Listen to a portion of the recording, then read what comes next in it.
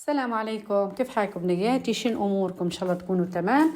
هذا الفيديو باش نوريكم في خرط المصارين. طبعا المصارين متاع الدواره. هذا البوفحيط نظفته بالطريقه هذه بالتنظيف كويس. وهذا المصران الطويل، احنا نقولوا له مصران الطويل. وسامحوني الفيديو اللي مسحته يا بنات، الله غالب صار فيه غلط في الفيديو، وانا حطيت لكم فيديو تاني. هذا طريقة تبين كيف ان نقلبوا المصارين. هذا مصران الشحم، بالطريقة هذه نقلبوه. طريقة سهلة بسيطة ما فيهاش اي صعوبة. الفتحة متاع المصران بالمية بالطريقة هذه. خشوا المصران كله داخل بالطريقة هذه هيك. نحاولوا بقدر الإمكان مصران الشحم يا بنات ما نحولوش منه الشحم هلبة. تمام. في اللي يقولك لا ما نعرفش لازم نخرطه كله من الشحم باش نقدر نقلبه. لا بالعكس، ينقلب بالطريقة هذه وسهل بسيط ما في شيء أي صعوبة. تحت المية تقلبي بشوية بشوية، تقلبيه على وجه على قفاه.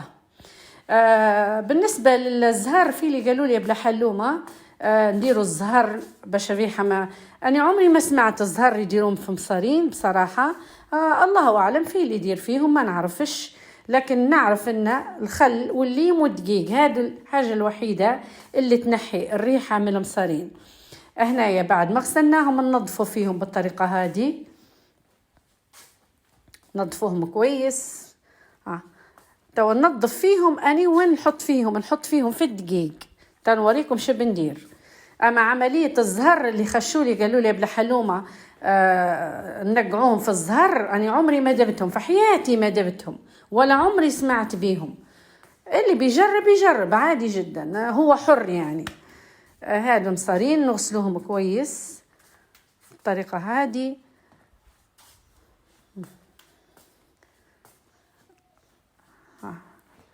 طبعا مصارين رقاق هلبة يا بنات ما تقلبوهمش ولا تخرطوهم، اغسلوهم كويس تحت المية، كويس كويس تحت المية. تمام، ينضافوا معاكم. لان كان خرطوهم المصارين رقاق هلبة تاع عصبان اليابس مش هتلحقوا عليهم مصران، حيخش ويكش ويولي لكم زي الخيط متاع السلك، ما عادش فيه روح بكل. اغسلوهم كويس كويس بيديكم يولوا بيد تبارك الله. هذا بعد ما كملت حطيتهم في دقيقة، عصرت عليهم ليم قارص وحطيت عليهم خل. ما تكتروش هلبة الخل يا بنات باش ما يتفتفتوش المصارين، ونخلطوا كله مع بعض. وخليته قريب ساعة منقعات في الخل والليم والدقيق. وبعدين غسلتهم غسلة كويسة ونظفتهم وقلبتهم عليه قفاهم على وجههم. وتبارك الرحمن والله يا بنات الريحة ما فيهم هما. شوفوا ولوا بيت تبارك الرحمن، والزفرة والريحة ما فيش نهائيا.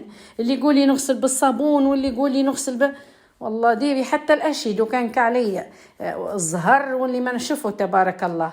شوفوا جوهرة ولوا ما شاء الله، والريحة مهناش. غير نقعيهم في الخل والليم والدقيق، خليهم حتى ساعة، ما تستعجليش عليهم. حتى من المصارين الرقاق متاع العصبان اليابس حطيتهم معاهم نضاف ولوا بدون حتى ما تقلبوهم ما شاء الله. خلاص هادم المصارين يا بنات. هذا هو المصارين، ما فيش اي صعوبة. وبرضو سامحوني على مبكي بالفيديو اللايف اللي دبته ومسحته، معلش الله غالب.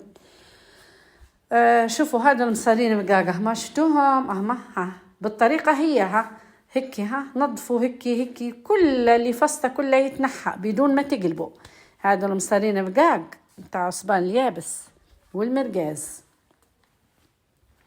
شوفوا كيف تقلبوا بالطريقة هذه هيك ايوه.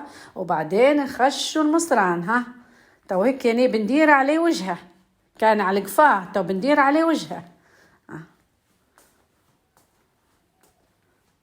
هذا هو اللي تعلمناه من صغرنا، وهذا السبر متاعنا. وبصراحة حاجات جديدة اللي طلعت هذه توا ما فهمتش، الله المستعان. مش عارفة كيف البنة تجي وما فهمتش يعني. يلا وخلاص، كل واحد وفي أمور ما تقدريش تغيريها بكل.